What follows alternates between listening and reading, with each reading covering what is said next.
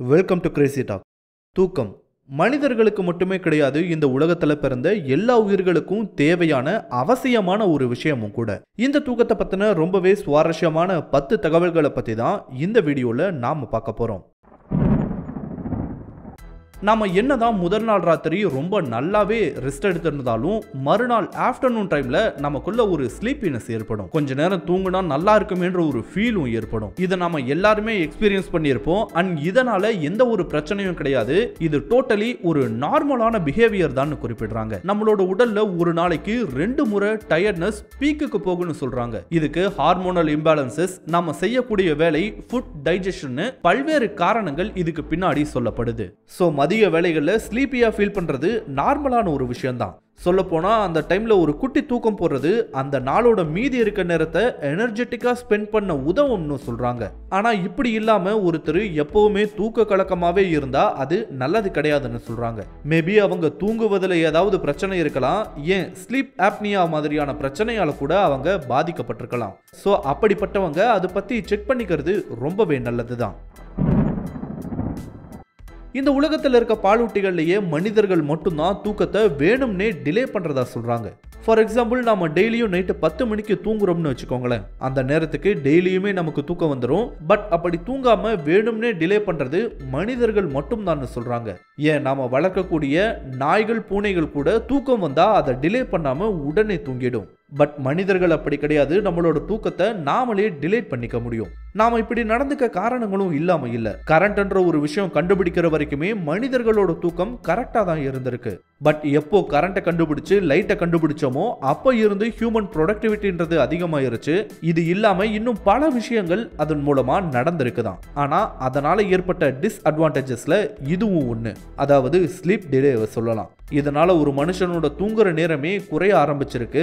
இதனால பல பிரச்சனைகளும் மனிதர்களுக்கு ஏற்பட ஆரம்பிச்சது. இப்படிப்பட்ட ஒரு விஷயத்தை வேணும்னே நாம மட்டும்தான் செஞ்சிட்டு இருக்கோம்.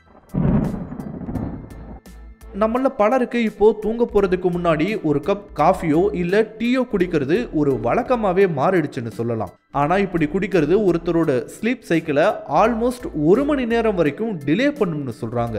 அதுவும் டீயை விட காஃபி குடிக்கிறவங்களுக்கு இந்த பிரச்சனை ரொம்பவே அதிகமா வருமா. இதுக்கு முக்கியமான காரணம் அதில் இருக்கக்கூடிய கெஃபைன் தான். இந்த கெஃபைன் என்ன பண்ணும்னா ஒருத்தரோட தூக்கத்தை டிஸ்டர்ப் பண்ணும். இந்த விஷயம் டீயை விட காஃபில தான் ரொம்பவே அதிகமா இருக்கு. ப்ராபப்ளி உங்களுக்கு எல்லாம் தெரிஞ்சிருக்கும் தான். இதனாலதான் படங்கள்ல எல்லாம் தூங்காம இருக்க காஃபி குடிக்கிற மாதிரி எல்லாம் சீன் வரும். இந்த மாதிரி எப்பயாவது நடந்தா பிரச்சனை இல்லை. ஆனா எப்பயுமே இப்படி பண்ணுவேன்றது கண்டிப்பா நம்ம உடலுக்கு நல்ல விஷயமே கிடையாது.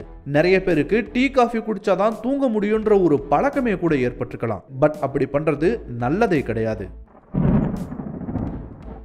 நாமெல்லாம் இப்போ எப்படி நைட் படுத்து காலையில எந்திரிக்கிற ஒரு வழக்கத்தை கொண்டு இருக்கோம். ஆனா மனிதர்கள் எப்பயுமே இப்படிப்பட்ட ஒரு ரொட்டீன்ல தான் தூங்கி இருக்காங்களான்னா அப்படி கிடையாது. யூரோப்பியன் கண்ட்ரீஸ்ல 1800கள் வரைக்குமே மக்கள் நைட் ஃபுல்லா தூங்க மாட்டாங்களாம். டைம் கேப் விட்டு விட்டு தான் தூங்கி இருக்காங்க. உதாரணத்துக்கு நைட்டு 8 மணிக்கு தூங்க போறாங்கன்னா 4 மணி நேரம் தூங்கிட்டு 12 மணிக்கு எந்திரிச்சு 1 மணி நேரம் ஏதாவது வேலையை பார்த்துட்டு திரும்ப 2 மணிக்கு போய் தூங்கிட்டு காலை 6 மணிக்கெல்லாம் எந்திரிச்சிருவாங்களாம். இந்த பழக்கம் இந்தியா மாதிரியான ஏசியன் கண்ட்ரீஸ் இருந்ததா என்னன்னு தெரியல. பட் பல யூரோப்பியன் கண்ட்ரீஸ்ல இது இருந்திருப்பதா தான் சொல்றாங்க. இப்படிப்பட்ட ஒரு வித்தியாசமான ஸ்லீப்பிங் பேட்டர்னை எப்போ இருந்து கடைபிடிக்க ஆரம்பிச்சாங்கன்னு தெரியல. ஆனா 20ஆம் நூற்றாண்டோட ஆரம்பத்துல இந்த நடைமுறை அப்படியே கொஞ்சம் கொஞ்சமா கைவிடப்பட ஆரம்பமாச்சு. இதுக்கு காரணமும் கரண்ட் அண்ட் பல்போட இன்வென்ஷன் தான் குறிப்பிடுறாங்க. ஒரு நாள் முழுக்க மனுஷன் ஆக்டிவா இருக்கிறதுக்கு ஒரு மனுஷன் குறைந்தபட்சம் 7லிருந்து 9 மணி நேரங்களாவது கண்டிப்பா தூங்கணும். அப்போதான் மறுநாள் எப்பயும் போல எனர்ஜெட்டிக்கா இருக்க முடியும்.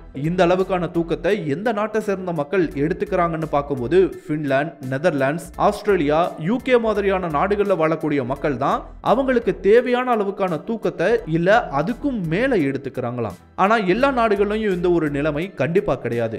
பல நாடுகள்ல வாழக்கூடிய மக்கள் போதுமான தூக்கத்தை பெறுவதே இல்லையா. குறிப்பா ஒர்க் லைஃப் பேலன்ஸ் கம்மியா இருக்க நாடுகள்ல இந்த ஒரு பிரச்சனை பெரிய அளவுல இருக்குன்னு சொல்றாங்க. உதாரணத்துக்கு south Korea, Hong Kong, Japan, Singapore மாதிரியான நாடுகள்ல வாழக்கூடிய மக்கள் தான் இருக்கிறதுலயே கம்மி நேரம் தூங்குறாங்களாம். இங்க இருக்க மக்களோட ஆவரேஜான தூங்கும் நேரமே 6லிருந்து 7 மணி நேரமா தான் இருக்கு. இதுல இந்தியாவோட நிலை என்னன்னு பார்க்கும்போது இந்தியர்கள் ஒரு நாளைக்கு ஆவரேஜா 7 மணி நேரம் தூங்குவதா சொல்றாங்க. ஜப்பானை விட கொஞ்சம் முன்னேறிய நிலையில தான் நம்ம இருக்கும் போல. தூக்கத்துல நடக்கிற பிரச்சனை, அதாவது ஸ்லீப் வாக்கிங்கை பத்தி நீங்க கண்டிப்பா கேள்விப்பட்டிருப்பீங்க. நிறைய பேர் அவங்களுக்கே தெரியாம இந்த ஒரு விஷயத்தை செஞ்சுட்டு இருப்பாங்க. இதனால அவங்க சில எம்பாரசிங்கான மூமெண்ட்ஸையும் எதிர்கொள்ள வேண்டியதா இருந்திருக்கும். இது ஒரு பக்கம்னா சமீபத்துல இந்த ஸ்லீப் வாக்கிங் சேஞ்ச் ஆக ஆரம்பிச்சிருப்பதா சொல்றாங்க. முக்கியமா ஸ்லீப் டெக்ஸ்டிங், ஸ்லீப் இமெயிலிங் மாதிரியான விஷயங்கள் அதிகமாயிட்டு வருவதா சொல்றாங்க. இது என்னன்னு கேக்குறீங்களா? எப்படி தூக்கத்துல நடக்கிறத ஸ்லீப் வாக்கிங்னு குறிப்பிடுறோமோ அதே மாதிரி தூக்கத்திலேயே அவங்களோட போன்ல இருந்த யாராவது ஒரு கான்டாக்டுக்கு ஏதாவது ஒரு மெசேஜ் அனுப்புறது இல்லனா இமெயில் அனுப்புவது மாதிரியான செயல்களை எல்லாம் இப்போ பல பேர் செய்து வருவதா ஒரு தகவல் வெளியாக ஆரம்பிச்சிருக்கு. இப்படி அனுப்பக்கூடிய மெசேஜஸ் அர்த்தமில்லாத ஒரு மெசேஜஸ் ஆர் இமெயிலா இருக்கலாம், இல்லனா ஆட்டோ கரெக்ட் மூலமா பிரச்சனையை ஏற்படுத்துற மாதிரியான மெசேஜஸ் அண்ட் இமெயில்ஸையும் ஒருத்தர் தூக்கத்திலேயே அனுப்ப வாய்ப்புகள் இப்போ ஏற்பட்டிருப்பதா சொல்றாங்க. ஸ்லீப் வாக்கிங்லேயே இதெல்லாம் ஒருவித புதிய பிரச்சனைகள் தான். ஸோ கேர்ஃபுல்லாக இருப்பது ரொம்பவே நல்லது. நம்மளால கண்ணை மூடிட்டு தூங்க முடியும், ஆனா கண்ணை திறந்துகிட்டு தூங்க முடியுமா? முடியவே முடியாதுன்னு தோணுதில்ல. ஆக்சுவலா அப்படி தூங்க முடியும்னு சொல்றாங்க. வெயிட், எல்லாராலையும் அப்படி தூங்க முடியாது. நாக்டர்னல் லேக் ஆஃப் தலாமஸ்ன்ற ஒரு கண்டிஷனால பாதிக்கப்பட்டவங்களால அவங்களோட கண்களை முழுசா திறந்துகிட்டோ இல்ல பாதி கண்களை திறந்த நிலையிலேயோ தூங்க முடியுமா? இதனால அவங்களுக்கு எந்த விதமான பிரச்சனையும் இருக்காது. அன்லெஸ் விழிகள் ஈரப்பதமாவே இல்லாம காஞ்சி போனா கண்டிப்பா அதனால ப்ராப்ளம்ஸ் வரும் தான். பட் அதுக்காக இப்போ ஐ டிராப்ஸ் எல்லாம் கூட கண்டுபிடிச்சிட்டாங்க. பட் இதை தாண்டி வேற எந்த பெரிய பிரச்சனையும் வராதுன்னு சொல்றாங்க. இது மட்டும் இல்லாம பர்டிகுலரா இந்த பிரச்சனையால பாதிக்கப்பட்டவங்களுக்கு ஐலிட் வெயிட்ன்ற ஒரு மெட்டீரியலும் இருக்கு. இதை யூஸ் பண்றது மூலமா அவங்களோட கண்களை தூங்கும் போது மூட வைக்க முடியும். இதனால அவங்களுமே பிரச்சனை இல்லாம தூங்க முடியும். ஆனா ஒருவேளை கண்ணை திறந்துகிட்டு தூங்கும்போது இவரோட பக்கத்துல படுக்கிற பர்சனோட நிலைமையை கொஞ்சம் யோசிச்சு பாருங்க. ஒரு மனுஷனோட தூக்கத்துல பிரச்சனை இருந்தா ஏற்படுற ஒரு டிசார்டர் தான் ஸ்லீப் அப்னியா. ஒருத்தர் தூங்கும்போது அளவுக்கு அதிகமா குரட்ட விட்டாலோ இல்ல நைட் நல்லா தூங்கி எந்திரிச்ச பிறகு மறுநாள் ஃபுல்லா டயர்டாவே இருந்தாலோ நீங்க ஸ்லீப் அப்னியாவால பாதிக்கப்பட்டிருக்க சான்சஸ் அதிகமாவே இருக்கு. அதுவும் பெரும்பாலும் இந்த பிரச்சனை ஆண்கள்ல அதிகமா பதிவு செய்யப்பட்டிருக்கு. சமீப ஆண்டுகளில் இதனால பல பேர் பாதிக்கப்பட ஆரம்பிச்சுட்டாங்க. அண்ட் இது இப்போ ரொம்ப காமனான ஒரு பிரச்சனையா தான் பார்க்கப்படுது. ஒருவேளை உங்களுக்கு ஸ்லீப் ஆப்னியா இருந்தா இதை பத்தி டாக்டர்ஸ் கிட்ட கன்சல்ட் பண்ணி அவங்க சொல்ற diet and life style changes எல்லாம் மேற்கொள்வது, வெயிட் லாஸ் செய்வதன் மூலமாவெல்லாம் இதை கட்டுப்படுத்த முடியும்னு சொல்றாங்க. ஆனா இதை ட்ரீட் பண்ணாமையே விடுறது பல்வேறு பிரச்சனைகளுக்கும் வழிவகுக்கும். அண்ட் ரீசெண்ட் டேட்டா படி இந்த ஸ்லீப் ஆப்னியாவால பாதிக்கப்பட்டவங்களுக்கு காது கேட்காம போற பிரச்சனை கூட ஏற்பட வாய்ப்பு இருக்குன்னு சொல்றாங்க. சில நபர்களுக்கு தூங்கும்போது ஏற்படக்கூடிய ஒரு வினோதமான நிகழ்வு தான் எக்ஸ்ப்ளோடிங் ஹெட் சிண்ட்ரோம். இது நீங்க நினைக்கிற மாதிரி தலையே வெடிக்கிற பிரச்சனை எல்லாம் கிடையாது. ஒருத்தர் நல்லா அசந்து தூங்கிட்டு இருக்கும்போது திடீர்னு அவரோட தலைக்குள்ள ஒரு பெரிய பாம் வெடிக்கிற மாதிரியோ இல்ல ஒரு பெரிய கிராஷ் ஏற்படுற மாதிரியோ ஒரு சத்தம் கேட்கும். இது அவங்களுக்கு மட்டும்தான் கேட்கும். இதுக்கு பெயர் தான் எக்ஸ்ப்ளோடிங் ஹெட் சிண்ட்ரோம். ஆக்சுவலா இதனால பிரச்சனைகள்லாம் எதுவும் ஏற்படாது. பட் திடீர்னு இப்படி ஒரு சத்தம் கேட்பதால ஒருவித அதிர்ச்சி மட்டும் ஏற்படும் குறிப்பிடுறாங்க. இது ஏன் உருவாகுதுன்ற காரணமும் இப்போ வரைக்கும் சரியா தெரிய வரல. மேபி ஒருத்தரோட மூளையில ஏற்படக்கூடிய சில கிளிச்சஸ்னால கூட இது ஏற்படலான்னு சொல்றாங்க. பட் அது ஒரு தியரி மட்டும் தான். உண்மையான காரணம் என்னன்னு யாருக்குமே தெரியாது.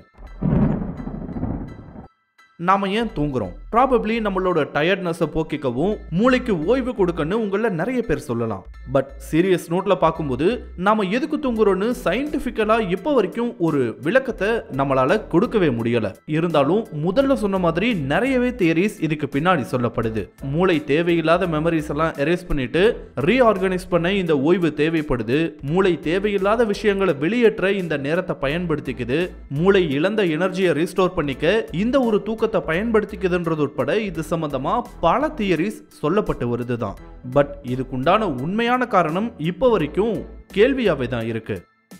சோ இவைதான் தூக்கம் பற்றின சில இன்ட்ரெஸ்டிங்கான தகவல்கள். இதுல உங்களை ஆச்சரியப்பட வச்ச ஃபேக்ட பத்தி மறக்காம கமெண்ட்ல சொல்லுங்க. இந்த வீடியோ உங்களுக்கு பிடிச்சிருந்தா லைக் பண்ணுங்க, கமெண்ட் பண்ணுங்க, ஷேர் பண்ணுங்க. இதே மாதிரியான புதிய வீடியோக்களை பார்க்க மறக்காம கிரேசி டாக் சேனலுக்கு சப்ஸ்கிரைப் பண்ணுங்க. அண்ட் மறக்காம நோட்டிஃபிகேஷன் பெல் ஐகானையும் கிளிக் பண்ணி விடுங்க. தேங்க்யூ.